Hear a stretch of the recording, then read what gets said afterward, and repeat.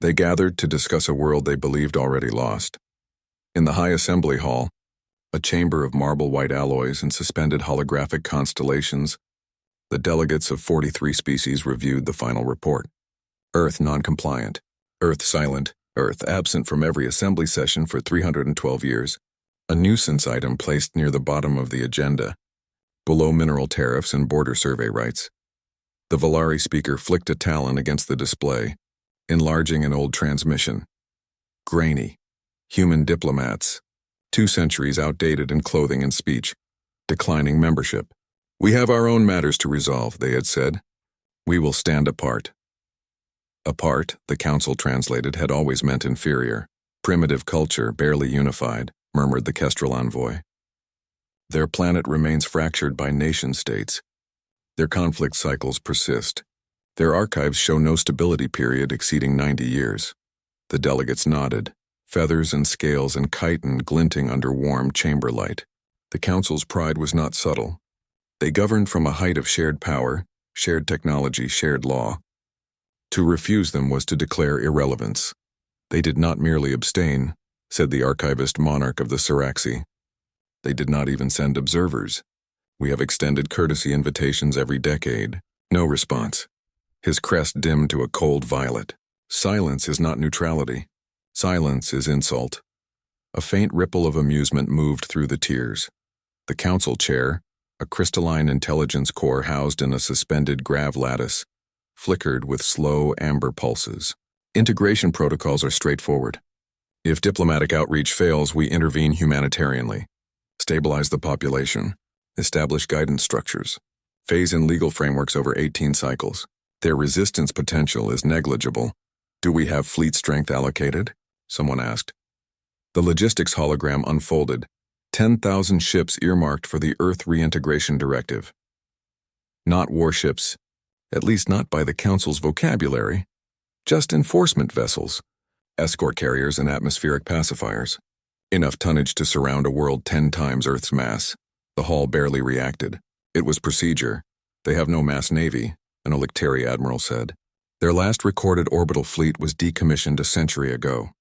Their power grid nodes show irregular generation. Their satellite network is antiquated. Their energy signatures are low output. Their transmission bands are minimal. This will be efficient. Efficient, echoed several voices. The Siraxi monarch paused. And their cultural temperament? We must consider civil compliance phase.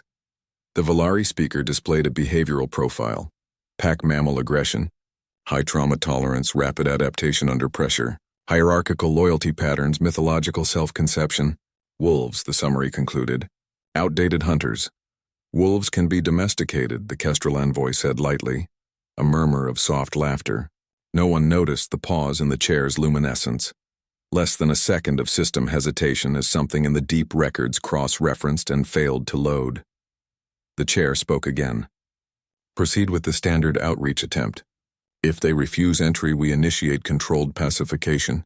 We will ensure minimal planetary harm. Of course, the admiral said. It will be humane. Spoken as though the word were a property they alone possessed. No one in the chamber questioned the plan. No one reviewed the old war logs. No one recalled the colonies that had vanished at the galaxy's outer rim. No one asked why Earth had gone silent just after those disappearances. No one imagined that silence could be chosen. The Council believed itself civilized, superior, enlightened. They believed they were about to bring peace to a forgotten world. They believed, above all, that wolves forget how to hunt. The decision passed without contest and without ceremony. The fleets began to move. The scout wing dropped from slip space in a clean silver arc, its hulls reflecting the pale curve of Earth below. 12 vessels, observation grade, unarmed by Doctrine. Their task was simple: record, assess, transmit. The Council believed this would be an introduction. A soft knocking on a forgotten door, but the door was already guarded. The flagship Serene conquered adjusted orbit. Instruments swept across continents and seas, expecting the usual signs of planetary life. Cities, power grids, transit lines, comm waves. They found all of those, steady, coordinated, neither chaotic nor decayed. Then the scanners caught something else. Objects. Thousands of them. Stationary. Cold. Silent. The lieutenant on scan duty expanded resolution. The image sharpened. 1,000 black structures arranged in a shell around the planet, each one the size of a small destroyer. No propulsion signatures, no visible weaponry, just matte surfaces featureless like obsidian carved by geometry alone. Satellites? An officer asked. Not satellites, the scan lieutenant said. Markers. The flagship transmitted an automated hail on 42 recognized diplomatic bands. No response. They tried historical frequencies used by humanity during early contact eras. No response. They tried the universal emergency channel. Still nothing. Silence was supposed to mean incapacity or fear. Yet the silence felt deliberate, controlled, groomed, measured. The fleet edged closer. The buoys lit not brightly, not aggressively, just a soft gold line appearing on each structure, running down its length. The line was etched text, in hundreds of languages. A single sentence repeated, "We intervene only when injustice surpasses tolerance."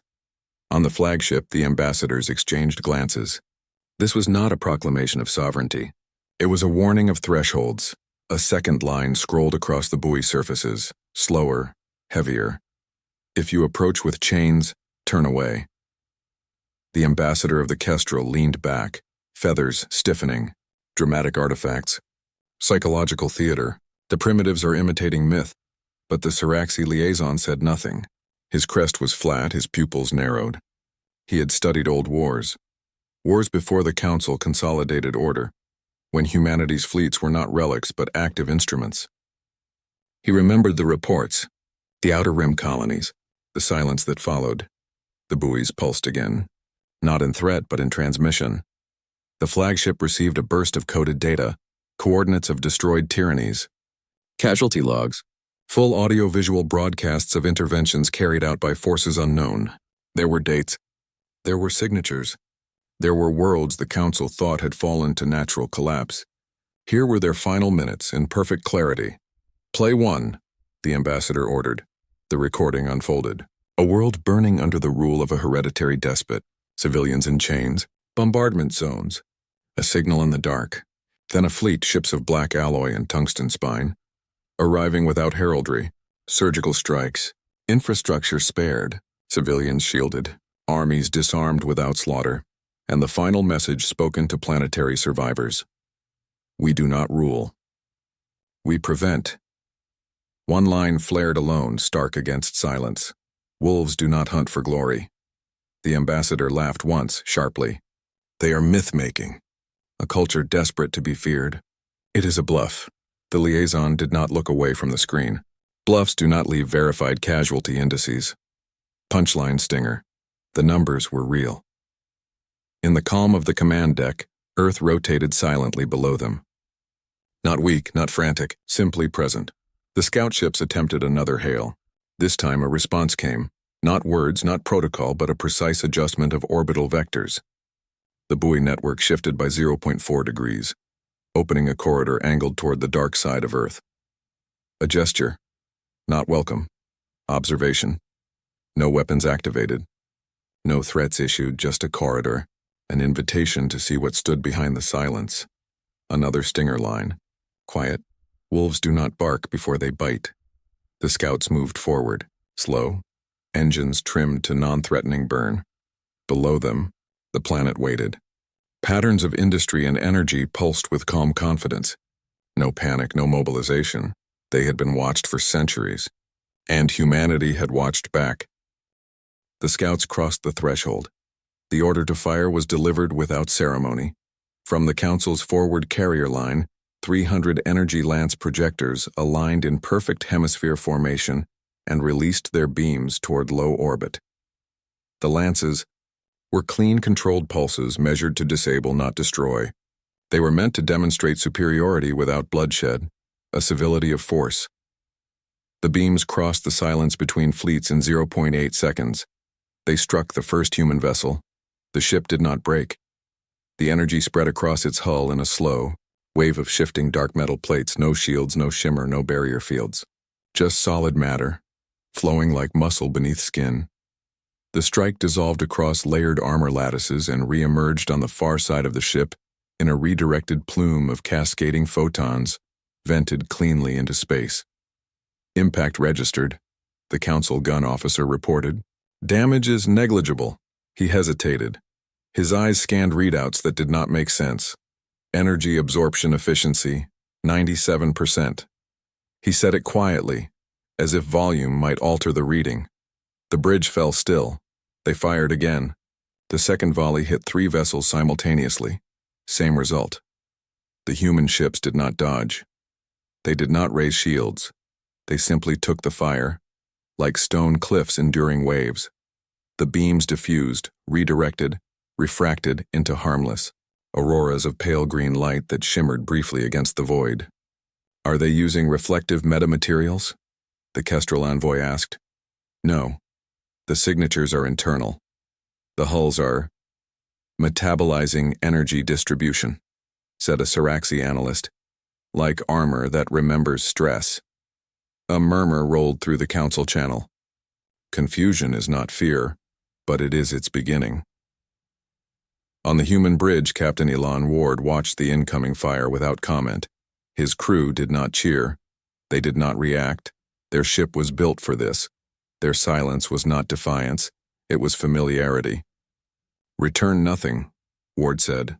No counterfire. No escalation, just patience. Punchline stinger. Competence does not need to announce itself. The Council, unsettled by stillness, escalated. The second firing sequence activated, heavy lance overburns. These were not polite. These were weapons designed to breach fleet armor at range and collapse cruisers in single passes. Full lance discharge, ordered Admiral Terrain. The beams converged. Wide-spectrum coherent annihilation arcs. Enough energy to melt 10 kilometers of steel. They hit the human formation like rain striking mountains. The rail-hulled ships flexed. Plates shifted. Heat was swallowed into deep reservoirs and released as thin ribbons of cooling plasma that dispersed into the dark. No secondary explosions. No hull rupture, no kill. Absorption still at 97. The analyst whispered. Not decreasing under repeated load. How? The Admiral demanded. The liaison answered. They expected this. The Council had believed humanity primitive because they did not speak. But silence was not regression. Silence was study. Silence was choice. The human ships adjusted formation, not aggressively, not advancing, simply aligning into a precise diamond array that turned each incoming beam into shared dispersion load. A collective armor, distributed resilience. They are cooperating at micro-latency intervals, the analyst said. Their reaction times are subneural. That's AI-assisted crew linking. The Admiral stiffened. Impossible.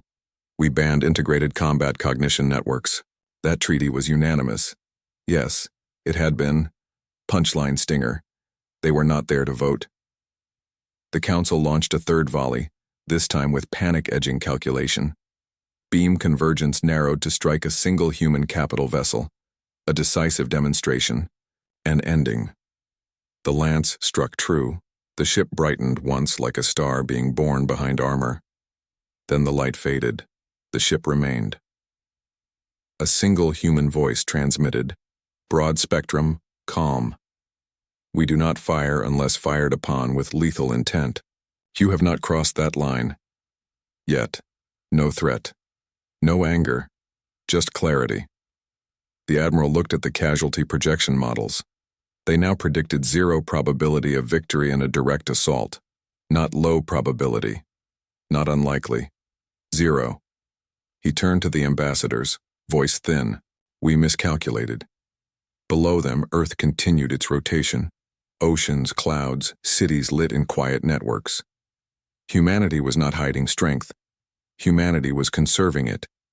The Council had fired to demonstrate control. They had demonstrated nothing. The void held a steady, waiting silence. The silence of wolves that have endured this hunt before. The void remained quiet for 5 long seconds. Long enough for the Council to hope the display was over. Long enough for them to believe restraint meant hesitation. Then the human formation shifted. Not forward. Not aggressive. Simply aligned. 17 capital ships rotating on identical axes. smaller escorts flowing into precise geometric lattices around them. The pattern locked like interlocking teeth. A formation engineered, not arranged. On the Council flagship, the tactical display flickered. Velocity indicators spiked. "Movement detected," reported the scan lieutenant. But no propulsion flare, no burn signatures. It's internal recoil shifting. That meant thrust systems hidden deep within armored hulls, not exposed on wings or nacelles. Ship bodies that moved as one piece, not as assembled parts. Wolves with muscle, not puppets on struts. The human fleet's engines lit.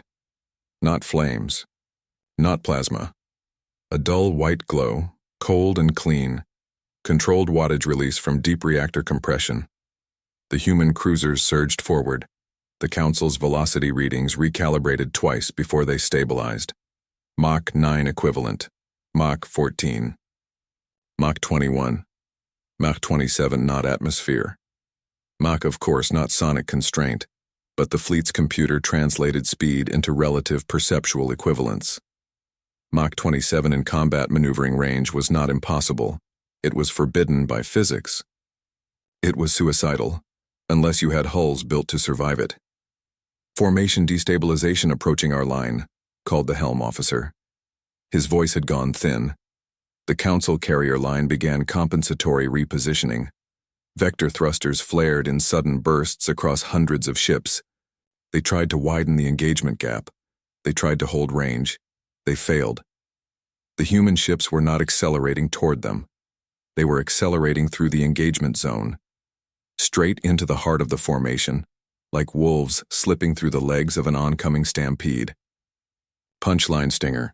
Speed is a language predators speak fluently. Alarms cascaded across the Council bridges. Collision warnings. Impact projections. Formation disruption flags.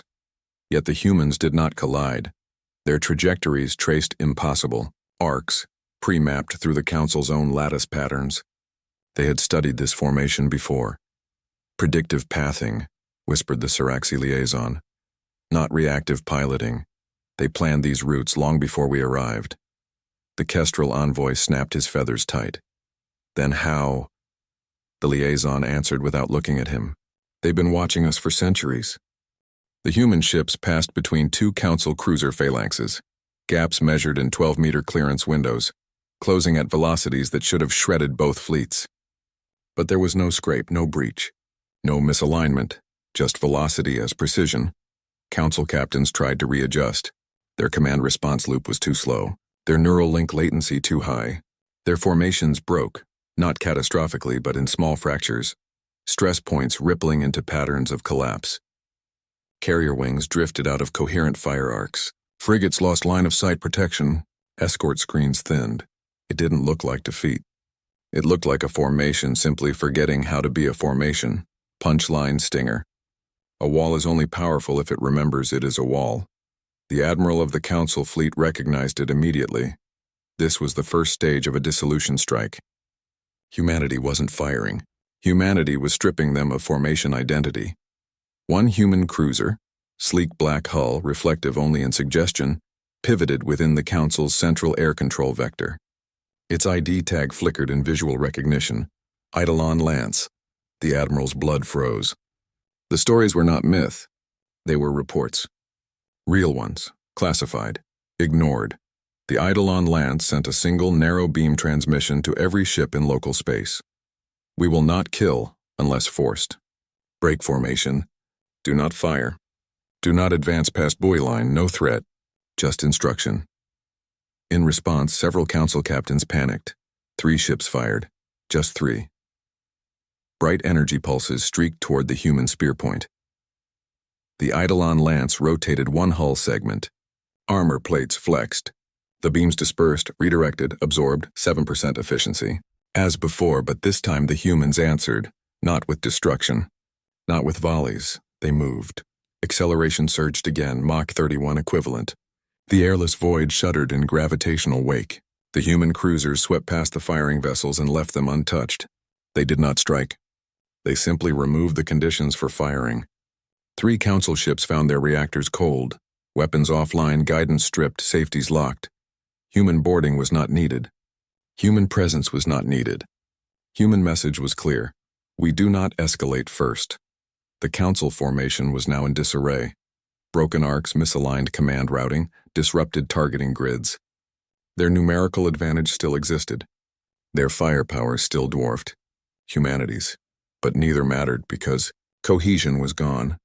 Several officers on the council flagship finally understood the shape of the mistake. They had thought silence meant weakness. Silence had been restraint. Below them, Earth turned in calm rotation, oceans, continents, lights, watching. The wolves were not charging. They were simply closing the distance at the moment of their choosing. The moment the council formation lost coherence, the window opened. Not wide, not dramatic. A fracture measured in timing and angle. Microscopic in spatial terms, catastrophic in command terms. Human fleet doctrine did not require overwhelming fire. It required opportunity measured to the millisecond. On the bridge of the Eidolon Lance, Captain Elon Ward watched the tactical projection resolve. The Council's forward screens had drifted 0.42 degrees off alignment. Their carrier wing lagged behind its escort net by 2.7 seconds. Their command uplink buffer had begun to desynchronize between nodes. That was enough. Initiate brake sequence, Ward said. No raised voice. No urgency. His crew acknowledged with synchronized neural taps. Across the human fleet, the rail batteries cycled. Human kinetic warfare did not glow. It did not scream across space in fire and color. It appeared as silence and then consequence. Rail slugs were matte tungsten rods, each one simple, unornamented, brutally physical. Velocity, 11,000 meters per second on release. Impact yields not explosive, translational. Energy expressed as motion transformed into fracture. The first volley launched. No tracer. No warning. Just mass and math. The slugs crossed the engagement zone in under 3 seconds. They struck carrier hulls, frigate spines, escort joints. Not to destroy the entire vessel, just to break the structure. 1 impact per ship, sometimes 2. The Council's first reaction was confusion. Their tracking systems registered impacts but not recognizable munitions. No missile signatures, no plasma tails. Just kinetic events. Objects too small to detect at distance, too fast to intercept once within range. Ships began to fail, not in fireballs. Not in cinematic ruptures. They failed quietly. Support struts snapped, reactor casings bent out of alignment, spinal mounts cracked, command decks destabilized from structural oscillation. A carrier the size of a small city folded along its midpoint like a hinge, still intact but no longer functional. The Council's comm channels flooded with requests for hull integrity diagnostics, emergency stabilizers, damage compartmentalization. Their fleet did not yet understand they were under assault. They believed themselves to be experiencing mechanical anomaly. Then the second volley fired. This one struck alongside the first's fractures, exploiting weakness with surgical precision. If the first barrage had been the hammer, the second was the chisel. A third volley followed. Then a fourth. No human ship altered course. No human ship broadcast triumph. They simply continued firing at measured cadence. 1 volley every 47 seconds. Synchronized fleet-wide. Punchline stinger. Precision is the kindest form of brutality. The Council's confusion dissolved into panic. Captains ordered evasive maneuvers. Admirals screamed for reformation. Navigation AIs attempted to compensate for thruster lag under damaged frames. But damage meant weight imbalance. Weight imbalance meant drift. Drift meant vulnerability.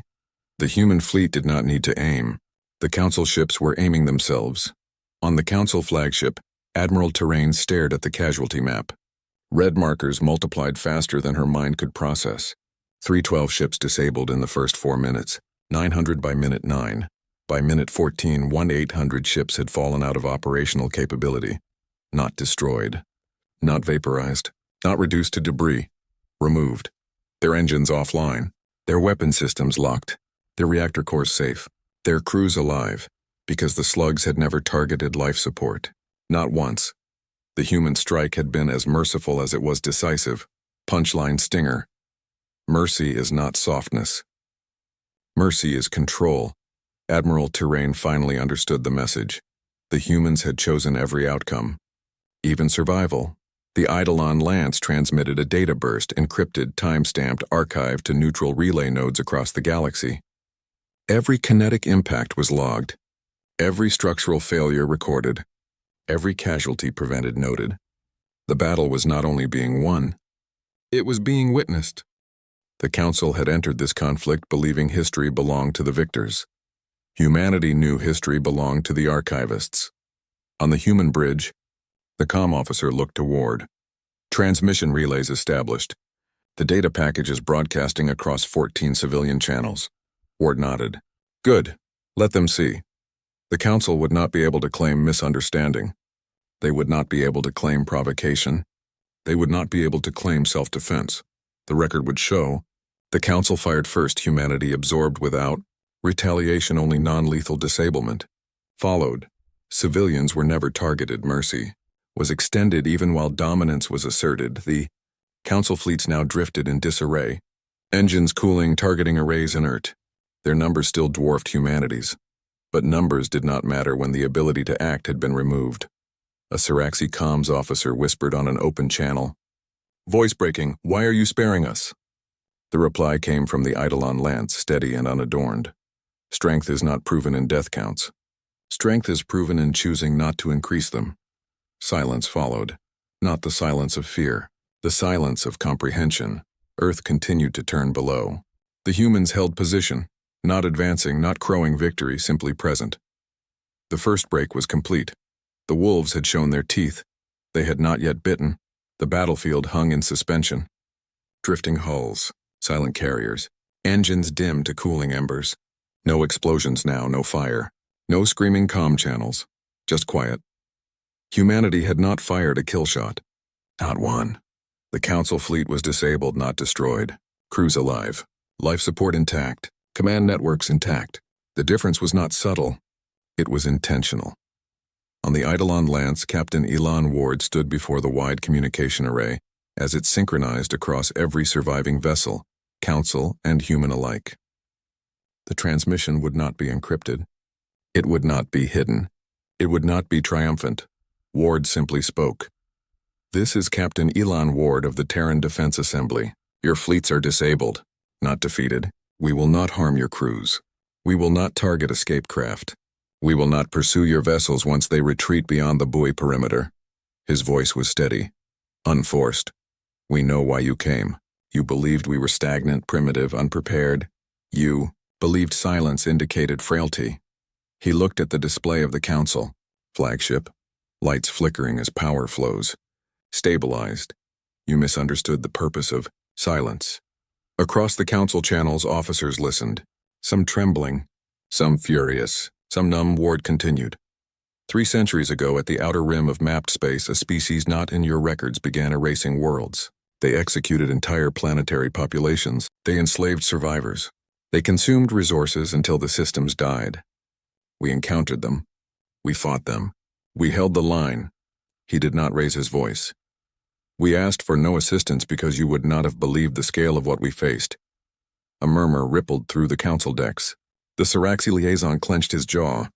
He had heard fragments of such rumors. He had dismissed them as myth. Ward. We did not join your assembly because you were not ready to accept the existence of an enemy you cannot bargain with. Your systems are built on negotiation, diplomacy, image, and principle. Ours, since the Rim, are built on necessity. Human fleet data streams displayed projected threat vectors, unknown signatures, burned star systems, erased biospheres. The Council had never seen these maps. Ward. We intervene only when oppression surpasses threshold, when a population is denied the right to live free, when systemic harm becomes policy rather than accident. We do not conquer. We do not annex. We do not rule. He paused just long enough for the silence to become attention. We prevent. Punchline stinger. Wolves guard their own. But they also guard the wild. The Council Admiral finally spoke. Her voice cracked from strain. You dismantled 1,800 ships without killing their crews. Why? The reply was immediate. Because power without restraint is cruelty. Because victory without mercy is rot. Because if we become the thing we fight, there will be no one left to stand when the true enemy comes. A stillness entered the comm channels. No orders, no protest, just understanding growing like dawn. Ward continued. You believed us relics. You believed that because we did not speak in your halls, we lacked voice. But we spoke everywhere else. In border colonies. In uncharted systems. In defense of those who had no fleets. No councils, no treaties. He shifted slightly. Not as rhetoric, but as closure. If you return with intent to dominate, to legislate obedience, to strip sovereignty, we will answer as we have today, decisively and without death. Another small pause. If you return with curiosity, dialogue, and respect for autonomy, we will speak with you. Punchline stinger. Choice is the first mercy. The Admiral of the Council lowered her head. Not in submission, in comprehension. On her bridge, officers slowly powered down remaining tactical controls, not because they were ordered, but because the battle was already over in a way they had not been trained to understand. No conqueror hovered above them. No protector demanded loyalty. No ideology demanded conversion. Just a line drawn in clarity. We intervene only when injustice surpasses tolerance.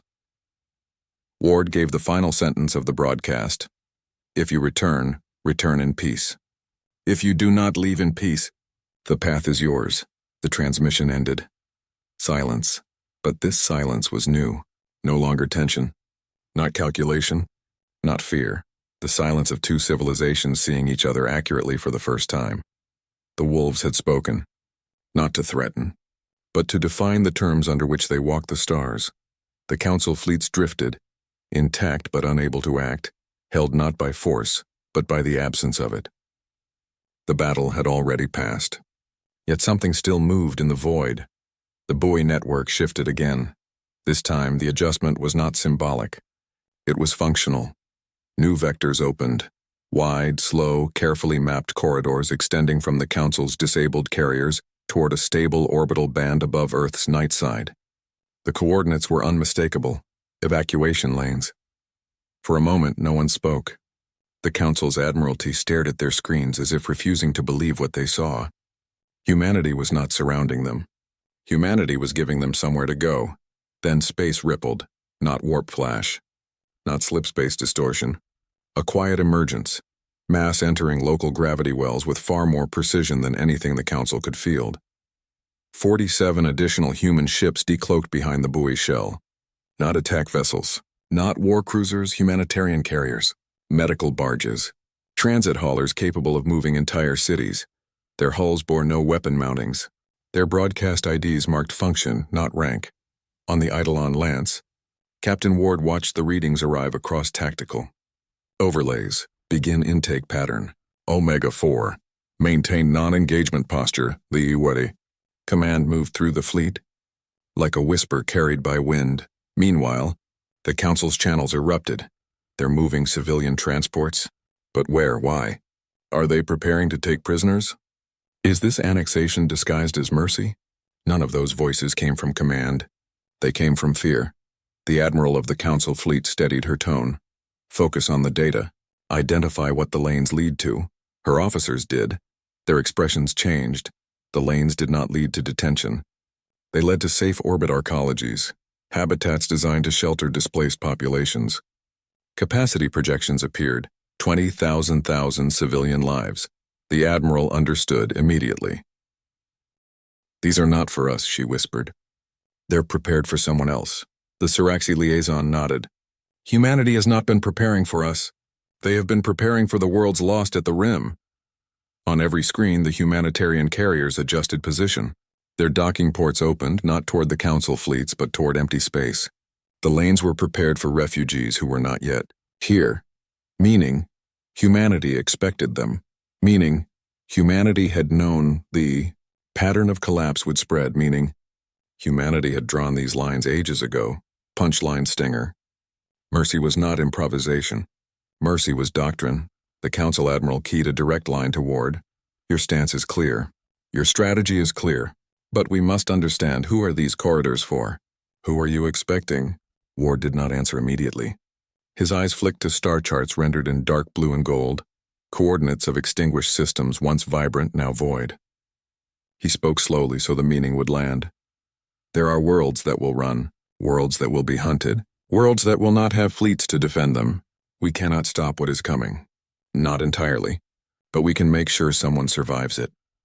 Another carrier drifted into position, stabilizing its orbit with methodical grace. Docking pylons unfolded like hands opening, not claws closing. "We are preparing space for those who escape," Ward said. "For those who choose life instead of conquest.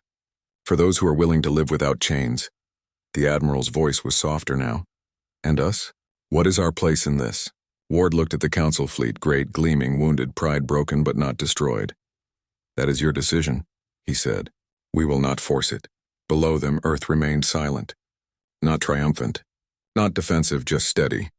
The Council ships slowly drifted back into controlled vectors. Auxiliary power rerouted to navigation. Engines restarted under careful manual alignment. They did not flee. They withdrew. Not in shame. In thought. Space around the planet settled into a calm orbit. Human fleets held position like guardians at the edge of a wide clearing. The lanes remained open. Unchanged. Daring to be used. Punchline stinger. Lines are only threats to those who intended to cross them. The Admiral issued her final command. "All ships, stand down." "We will leave through the corridor." And as the fleets began to move slowly, respectfully, one truth settled across the stars.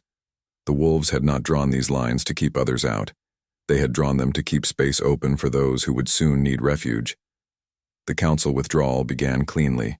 Slow thruster burns guiding damaged carriers into the open evacuation lanes. The human fleet remained still, matching velocity. Not closing, not pressing. There was no pursuit. But not every Council captain chose restraint. A cluster of 11 ships in the central wedge, 3 cruisers, 8 escorts, broke formation and angled toward Earth's magnetosphere. Their engines flared to combat thrust. Their weapons warmed. They were not acting under orders, they were acting under humiliation. On the Council flagship, Admiral Terrain saw it immediately. Recall those ships now. Her orders broadcast across fleet comms, but defiance was faster. The rogue captains transmitted a single justification. "We cannot return home having submitted. Better to die in honor than live in shame." They accelerated, and in that moment humanity moved. The Eidolon lance did not fire. It didn't need to. It signaled, one coded pulse, silent, invisible to Council sensors, rippled across the buoy net. The buoys responded, their internal cores aligning with the precision of a single organism. A new fleet emerged, not decloaking, not warping, simply stepping into relay pattern visibility. 73 black-armored human ships appeared in a ring formation beyond lunar orbit, positioned not as an attack line, but as a containment boundary. Their hulls were matte, their signatures controlled, their engine emissions faint. They were not the humanitarian carriers. They were something else. The rogue Council ships continued forward, then the disabling began, not all at once. Not explosively, but one system at a time. Human tactical AI locked onto each vessel's command lattice. Instead of targeting reactors or hulls, it targeted decision nodes. Navigation died first, frames drifting into inertial glide. Then targeting systems went black. Then propulsion safeties locked. The rogue ships slowed, decelerating along arcs they no longer controlled. 11 disabled. No casualties, but elsewhere among the Council fleets the ripple of panic began. Some ships tried to scatter. Some attempted to reform combat groupings. Some simply froze, paralyzed between pride and fear. The Eidolon lance transmitted again. Calm, still without threat. Your ships are not under attack. Your crews are not in danger. We are removing the capacity to escalate. You will leave safe, or you will not leave. Punchline stinger. Control is not domination. Control is preventing the fire before it spreads. But the Council fleet was not one decision-making body. It was dozens of species, dozens of doctrines, dozens of histories. The cracks widened. The panic spread. Ships peeled into fragmented microfleets. Some attempted to cloak. Some attempted to fall back to deep space jump distance. Some attempted to rearm. Some simply powered down entirely. Unwilling to move in any direction, humanity responded. Not with railguns this time. Not with intimidation. With precision disablement. Over 8 minutes, Human ships executed targeted strikes on command lattices across the fleet. Each shot a pinpoint electromagnetic pulse calibrated to shut down a specific subsystem without damaging life, support, or hull integrity. Every strike was recorded. Every strike was archived. Every strike was reversible. The numbers shifted from 10,000 operational Council vessels to 3,200 capable of movement to 410 with working command authority. Not destroyed, not captured, not killed, just removed from the board. The Council's remaining commanders finally understood. This was not war. It was correction. The Admiral opened a broadband channel to Ward. Stop. Please. Her voice was not pleading out of fear. It was pleading out of realization. We see your message. We see your doctrine. We accept restraint, but there are those who will not. There will always be those who will not. Ward replied, yes.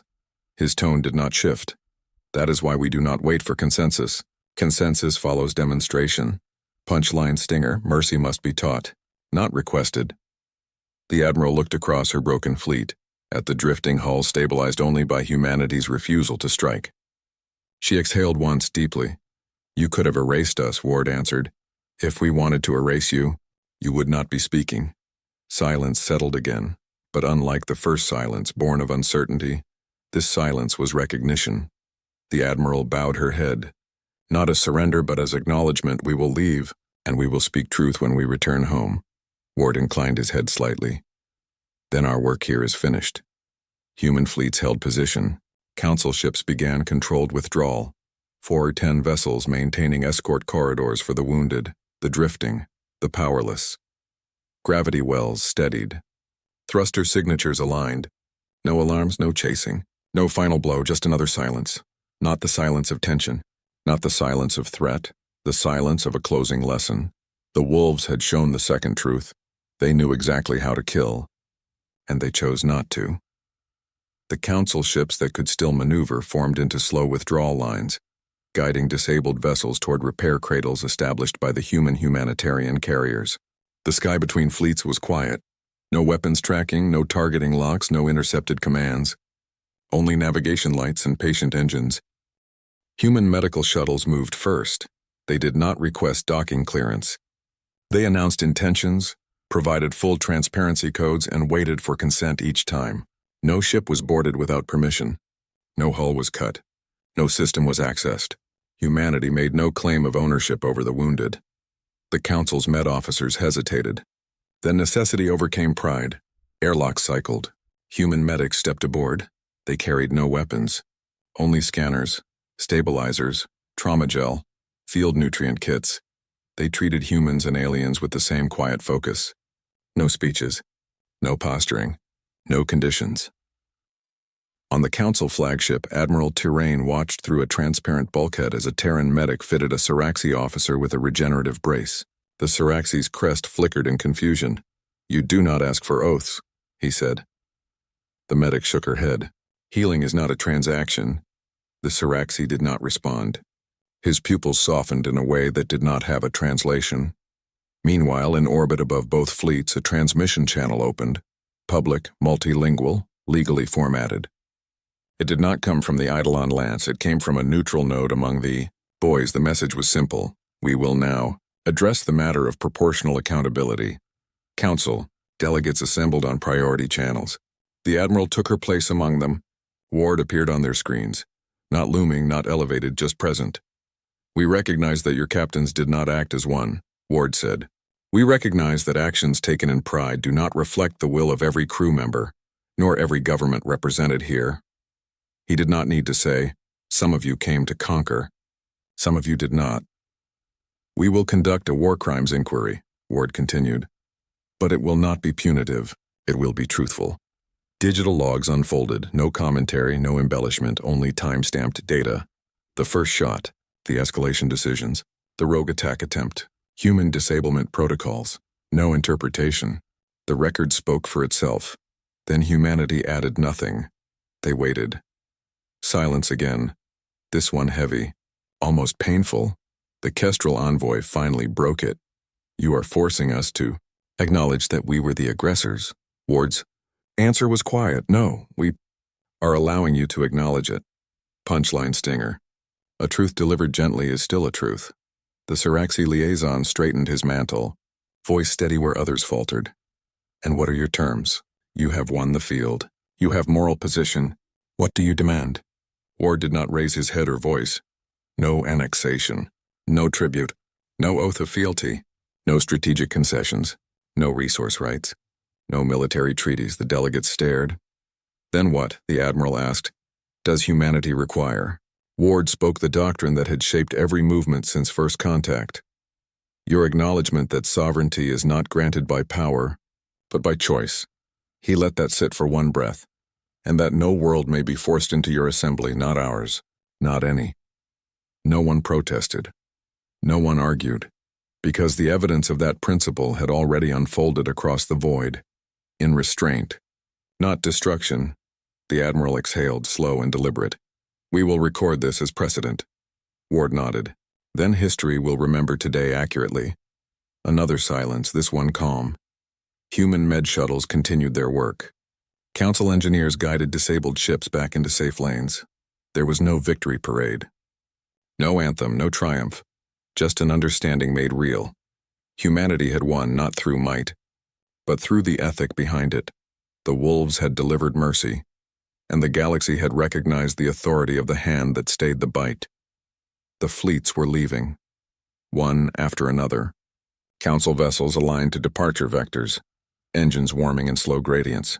The evacuation lanes glowed faintly with guidance beacons, wide enough for the powerless ships to drift through under tow. Human carriers remained stationed at corridor edges, silent and steady like shepherd stones marking a safe passage. No hostility. No pursuit. No score kept. The war was already written. Captain Elon Ward remained on the bridge of the Eidolon Lance, watching the final carrier group stabilize. The tension of battle was gone. What lingered now was the weight of what came next. Last convoy group ready to transition beyond buoy perimeter, the comm officer reported. Ward nodded. Let them pass. A quiet murmur of acknowledgement swept the deck. The council flagship was the last to move. Admiral Terrain sent one final message, not to command, not to negotiate, but simply, we will remember your restraint. Ward replied, then we will not need to do this again. The flagship crossed the threshold. Silence returned. Not the brittle silence of uncertainty, the deep silence of aftermath. For a moment, Earth's orbit felt vast and clear. The buoy network dimmed to standby. The humanitarian carriers lowered their docking pylons. Human cruisers returned to idle rotational drift, like wolves settling back into the forest shadow after turning away a threat. Then every sensor on every ship lit at once. No alarm. No enemy signature. Just a tone, a single frequency, low, steady, non-council, non-human. Old Ward's eyes narrowed. Origin? The second officer ran the trace twice to be sure. Outer rim, beyond charted jurisdiction. Deep band transmission. No carrier modulation. No encryption. Just signal tone. Ward did not look away from the starfield. How far? Approximately 3 million light seconds. Edge of the Vesper frontier. A quiet breath passed over the bridge. The Vesper frontier had once been full. Dozens of worlds mapped, surveyed, seeded with life and promise. Trade routes, academic colonies, cultural exchange centers. Now it was dark. The signal pulsed again. 3 intervals, evenly spaced. Not distress. Not call. Beacon, the linguistics AI began decoding patterns. It displayed the waveform as harmonic structures, like something that had been language once before language fell away. A technician swallowed hard. We've seen partial fragments of this before, during the Rim conflicts. Ward spoke gently as though finishing a sentence he had known for years. The exterminators. The bridge did not react with shock. They reacted with recognition. The crew had always known the silence would not last. A second data packet unfolded. Not instructions. Not threat. Observation logs. Images flickered across the central display. Charred planetary crusts. Oceans boiled to haze. Cities erased into glass. Not recent. Not fresh. But moving. The exterminators were not striking randomly. They were searching, punchline stinger. They had not stopped. They had simply been waiting for the galaxy to forget. Ward turned to tactical. How many colonies stand between the signal origin and the nearest civilian arcologies? 14, sir. Population mix multi-species. No dedicated defense fleets. And how long, Ward asked, before the signal becomes movement? Tactical did not hesitate, unknown. But historically, once the signal stabilizes, incursions follow within 2 to 5 cycles. Ward looked at Earth below. Its oceans blue, its continents calm beneath the clouds. A world that had survived something the galaxy still refused to name. We cannot assume we are the first to receive it, he said, but we may be the only ones prepared to interpret it. The comm deck dimmed the room lights to compensate for data analysis bloom. The signal continued pulsing, steady as a heartbeat. It was not aimed at humanity. It was simply there. Like a shadow touching the edge of the map, the comm officer spoke carefully. Do we alert the council? Ward considered the question, then shook his head. Not yet. They must return home first. They must tell the truth among themselves before they can hear another one. He stepped forward, placing one hand lightly on the glass railing overlooking the bridge. Prepare recon wing black. Long-range stealth. Full spectrum observation. No engagement authority. The order moved elegantly through the crew, routine, practiced, familiar. They had done this before. Too many times. The boys shifted again, just 1 degree, opening a path not inward, but outward, into the dark. The medic from earlier, still at a console, looked up quietly. We didn't win today, she said. Ward nodded. No, we prevented a loss. Punchline stinger. Victory is not the end. Survival is the beginning. The signal pulsed again, slow, patient, certain. The wolves turned their gaze outward once more.